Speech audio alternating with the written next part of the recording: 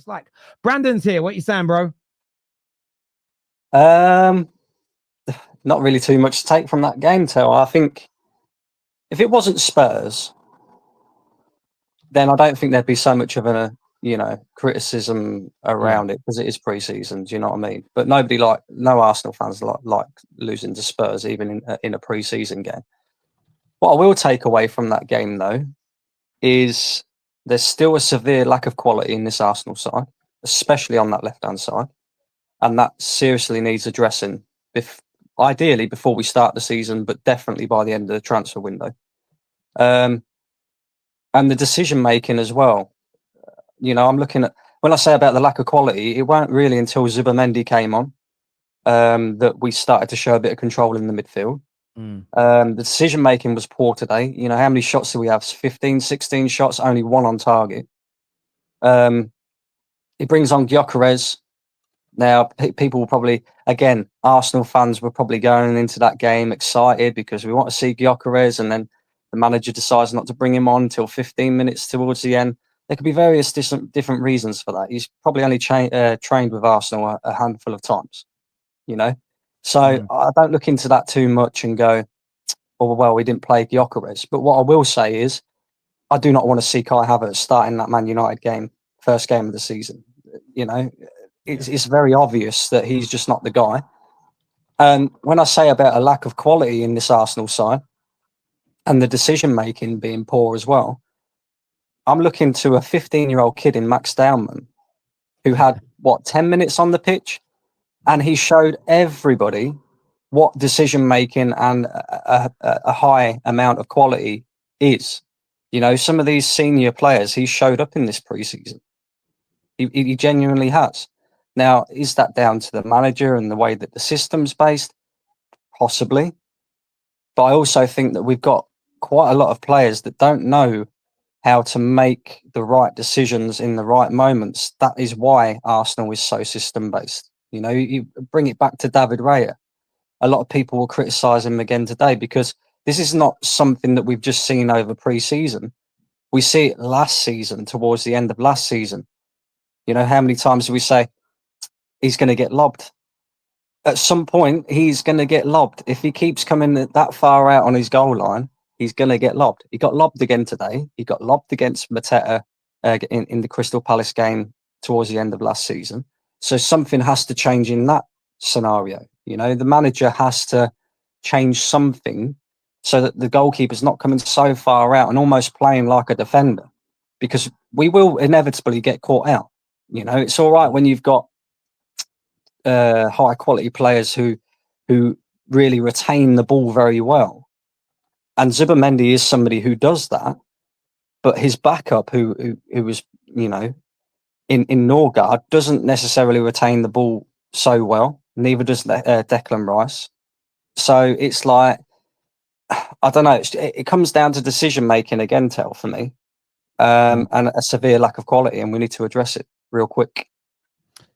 Yeah, I mean, look, you're probably going to end up with Eze, who is creative. There is obviously Madueke to come into the squad, and I know that.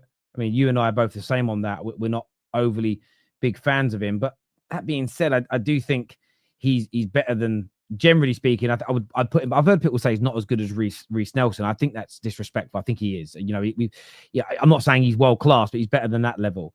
There's obviously the likes of Max Dowman that you've got that have come on and done well, and I think he'll get some game time this year. That being said, if he plays 20 minutes, if he plays 21 minutes of football this season, that's more than every other 15-year-old in the history of the Premier League. If he plays more than 200 minutes this year, that's more than every 15 and 16-year-old combined ever in the history of Premier League football. So he'll be used sparingly still. I still was a little bit confused. And I think, and this is where it's hard to judge fully, I thought Waneri should come on because he is creative. That being said, there are players in the next 3 games, your preseason game, that will just be given 90 minutes no matter what, because you've got to get players to have their energy in their legs. And that's why it's hard to judge. Equally, I'd have liked to have seen, and I get why he came on late because it's his first preseason game, but I'd have liked to have seen what Gyökeres did to that higher line of Spurs in the first half. I think it could have been a very different result had he been in that position. But where I do agree, and is breaking down those low blocks. It was a good test, but you weren't able to do it today. Now, Brentford's ex-manager, Tottenham's manager, Thomas Frank, is one of the best in the business at making his teams hard to break down and hard to beat. And I think it's an amazing test. And what you've got to be hoping for is that Arteta and crew are sitting back and saying, right, what can we do differently? Because it didn't look like you were going to score to me. I felt like you could have played for another 20 minutes and it wasn't going to happen. And that's something that needs to be improved. But I do think Eze and using the Daumans and the Nwaneris more could be key to opening that up. Personally, I think you've got to buy Eze, and you've got those two young men.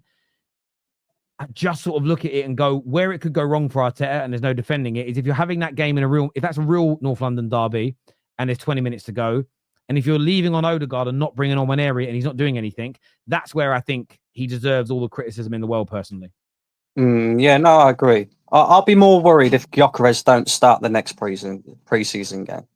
Do you know what I mean? Because by then he'll be completely integrated into the team. He's played a few minutes today. He's had a few training sessions and that. And I personally think that the manager needs to start implementing what we're going to do, how we're going to set up as a team with Gyökeres in the team. Because I'm telling you now, if I see Kai Havertz starting that Man United game, I'm going to lose my head. Lose my head. Mate, I hear you on that. I don't disagree on that one. I think, Gyökeres, what will he get? He'll probably get 45, 50 minutes in the next preseason game. Maybe he'll get... So how many preseason games you got left? 2 or 3? Yeah, two Emirates Cup games. 2 Emirates Cup games. So you're done in Hong Kong now. You're done in the Far East. Okay, so yeah, I would expect. I think so. Yeah, I would expect 45 minutes in the next game, maybe 65, 70 minutes in the final game. That should give him enough to start against United, but he'll probably have to come off. Does that make sense? But he's got to be starting. I don't think you can have a player like him and just have it. I agree with you. It wouldn't be what I would decide to do. I think that'd be a mistake for Mikel Arteta to do that personally. I agree. Do you think, just real quick, do you think Eze actually, I know he's creative, but do you think he solves our left-hand side? Because I don't think he does. I think Eze is actually better centrally than what he is out wide. And I think we need somebody who's a natural player out wide. I'd love Eze. I think getting Eze would be brilliant, and it would definitely add to the quality in this team. I'm not sure if Eze is the guy that we need. I think you've got Odegaard, you've got Nwaneri who can play in that area. I think we're more desperate for an out and out left winger. Personally, I think it depends on who's giving you width. So I think you need, because I don't know if it'll be a touchline winger and you'll need that width, but I really rate Eze. I think he's one of those players that can be dangerous in wide or central positions, but equally,